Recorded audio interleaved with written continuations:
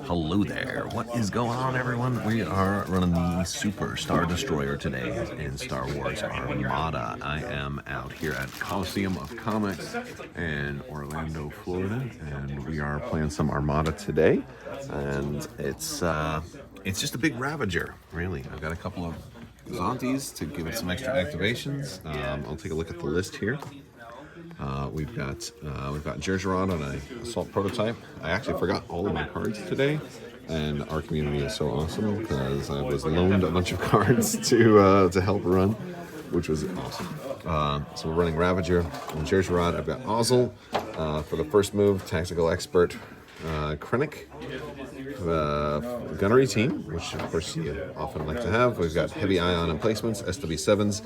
XI7, Spinal Armament. We've got 2 Gozanti Cruisers, although I'm using one card that's not actually a cruiser, but and then Darth Vader on one of them, and then a single Decimator. And that's it. And I'm going up against Bernie, who's running an Onager, and is that a Demolisher? Yep. Onager, a Demolisher, and a lot of squadrons. We'll see how this game ends up working out, but we're going to be playing 2 rounds today, and it's always fun to come out here and get some Armada in. We do monthly tournaments over here, so if you're in the Central Florida area, you should come check everything out. We are all set up, and Bernie took first player, and with my objectives went with capture the VIP, so I have the VIP out here underneath the SSD. He's going to pick the VIP up right away. Onager over there, Demolisher over here, squads in the middle. And we're going to do our Ozzel moves, which you get the option to go first. Would you like to do a Speed 1 Ozzel move?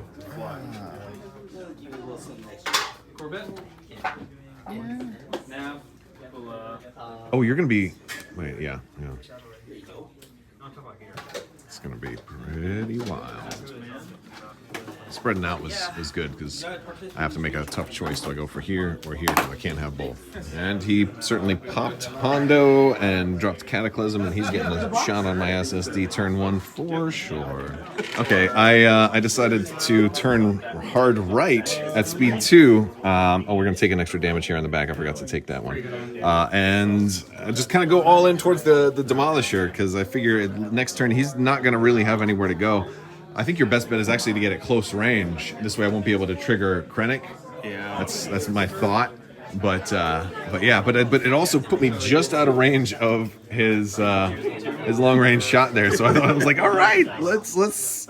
I didn't know if that was going to happen or not. Because I thought for sure I was just going to go for this guy, but I said no, let's go for this guy. Let's see how it works out. We're closing down towards the end of round 2. It's a squadron phase. I was able to get a nice shot. I took out the flotilla and the Demolisher in one shot, and I put one damage on this thing. So it was pretty cool, but I am at 11 damage already on this SSD. I've been taking, and I also landed on an obstacle, which gave me a structural too. So not feeling too super crazy about this, but yeah, it is how it is. All right, so we're moving around 3. This is where it ends. I've got 4 hull left on my SSD after all of the squadrons have gone. And oh my gosh, look at this that he rolls. Look at this that he rolls. And then oh my gosh. Gunnery Chief for a million. For that? Yeah, you don't want to re-roll all of that. Because you can stop the brace. That's game. Yeah. That's game right there, we can call it. And I dropped the token and you've tabled me and you still kept your flagship. If you didn't get that and you moved forward, because I'd probably have a front arc shot on you, and then it was probably, especially if you move forward and I had a side shot, but yeah, that was so cool. That was a fun game. All right, so we were ready for round 2, and I am facing against Luke, and he's got 2 ISDs. It's all Imperial today, right? I mean, there are other factions, so there's another Imperial.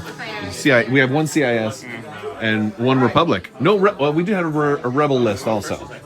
We did have 1 Rebel. Chandler was Rebels. He was. Yes. Yeah, everybody was represented today. Equal opportunity. We've got Vader Commander over here, and we've got another ISD with ECMs, and then the repairing Gozanti and 2 TIE Fighters, both named Howl Runner and Valen Rudor. Oh, and I still have this little guy too. I get to go last. But he took first player. We also did capture the VIP. VIP is out here.